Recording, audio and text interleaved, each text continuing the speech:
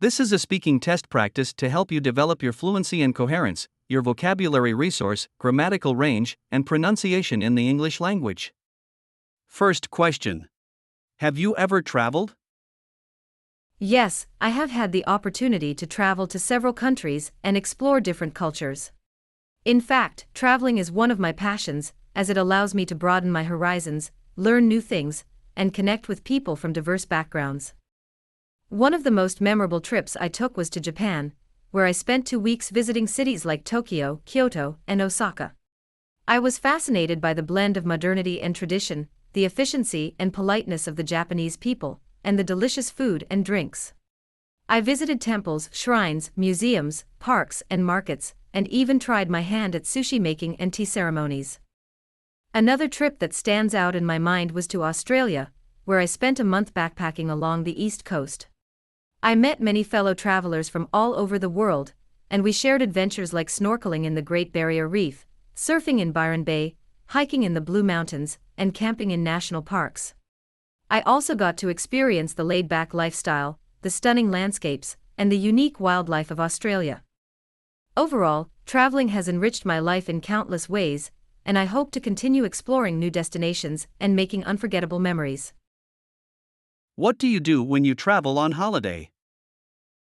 When I travel on holiday, I usually try to make the most of my time by engaging in a variety of activities that allow me to discover the local culture, history, and natural beauty of the place I am visiting.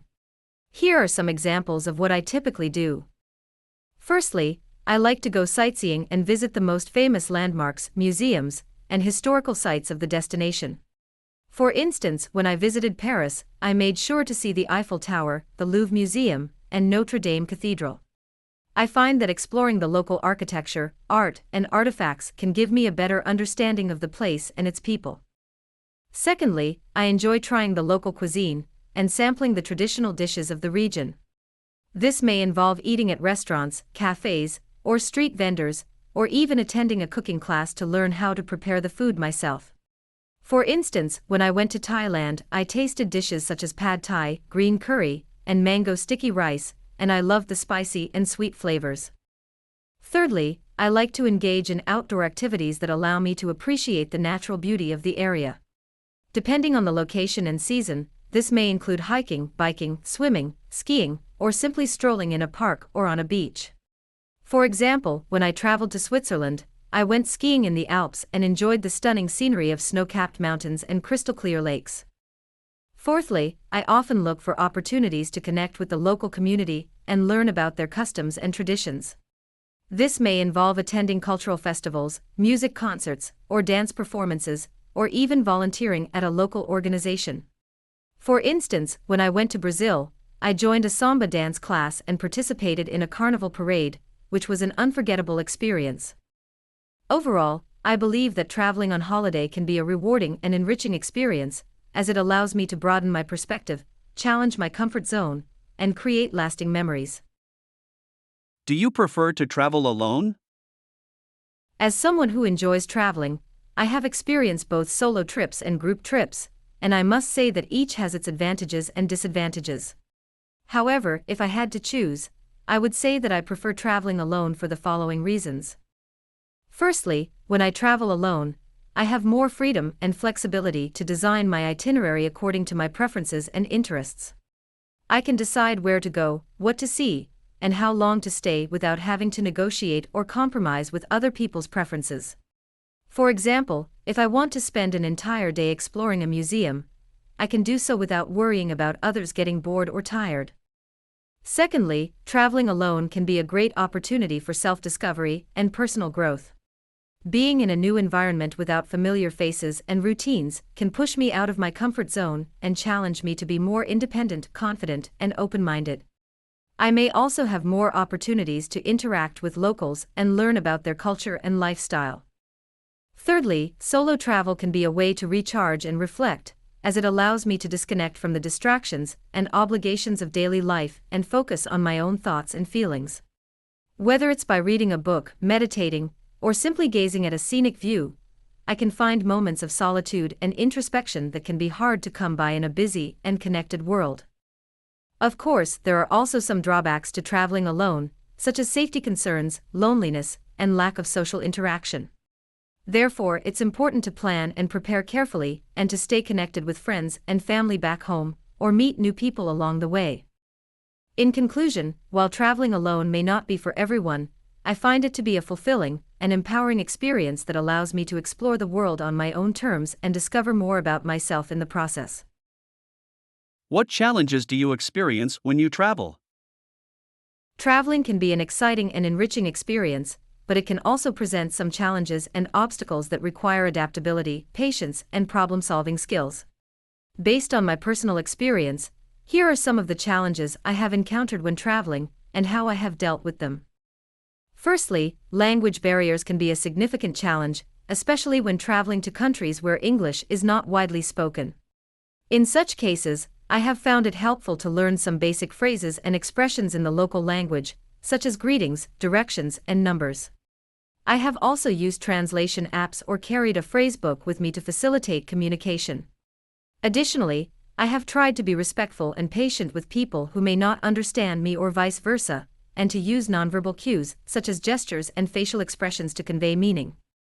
Secondly, transportation issues can arise, such as delays, cancellations, or missed connections. To mitigate the impact of such incidents, I have tried to plan my itinerary with some buffer time between flights, trains, or buses, and to keep track of updates and announcements from the transport providers. I have also carried essential items with me, such as a phone charger, snacks, and a book, to make the waiting time more bearable. Thirdly, cultural differences and unfamiliar customs can create some discomfort or misunderstanding. For instance, in some countries, it may be considered impolite to eat with your left hand or to wear revealing clothing. To avoid unintentionally offending others or drawing unwanted attention, I have tried to learn about the cultural norms and practices of the places I visit, and to adapt my behavior accordingly. I have also asked locals for advice or clarification when in doubt. Fourthly, safety and security concerns can be a real issue, particularly in destinations with high crime rates or political instability. To minimize the risks, I have done research on the potential hazards and precautions, such as avoiding certain neighborhoods or carrying valuables in a hidden pouch. I have also registered with my embassy or consulate and kept copies of my passport and travel documents in a separate place. In conclusion, traveling can be an exciting and challenging experience that requires a combination of preparation, flexibility, and resilience. By being aware of the possible difficulties and taking proactive measures to address them, I believe that we can make the most of our travels and create unforgettable memories. Where do you intend to travel next year? As an avid traveler, I am always planning and dreaming about my next destination. Currently, I am considering several options for my next year's travel, but I have not made a final decision yet. Here are some of the places that I am considering and why. Firstly, I am thinking of visiting Japan. Japan has always fascinated me with its unique blend of traditional and modern culture, stunning natural scenery, and delicious cuisine. I would love to explore Tokyo, Kyoto, and other cities, visit temples and shrines, soak in hot springs, and try sushi, ramen, and other local delicacies. Moreover, I am interested in learning about Japanese art, anime, and technology, which are known worldwide for their innovation and creativity. Secondly, I am considering traveling to New Zealand. New Zealand is a breathtakingly beautiful country that offers a wide range of outdoor activities, such as hiking, skiing, surfing, and bungee jumping. I would love to explore Milford Sound, Mount Cook, and other national parks, meet the friendly locals, and learn about the culture. Additionally, I am intrigued by New Zealand's sustainability and ecotourism initiatives, which align with my own values and interests. Thirdly, I am contemplating visiting South America.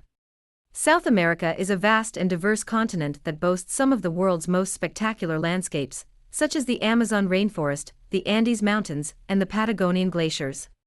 I would love to explore cities such as Rio de Janeiro, Buenos Aires, and Lima, taste the delicious food, and experience the vibrant music and dance scene. Moreover, I am interested in the history and culture of the indigenous peoples, such as the Incas and the Mayas, and how they have shaped the region's identity. In conclusion, while I have not yet decided where to travel next year, I am excited about the possibilities and the opportunities to learn, explore, and connect with different people and cultures. I believe that traveling is not only a way to satisfy our curiosity and wanderlust, but also a way to broaden our horizons and deepen our understanding of the world.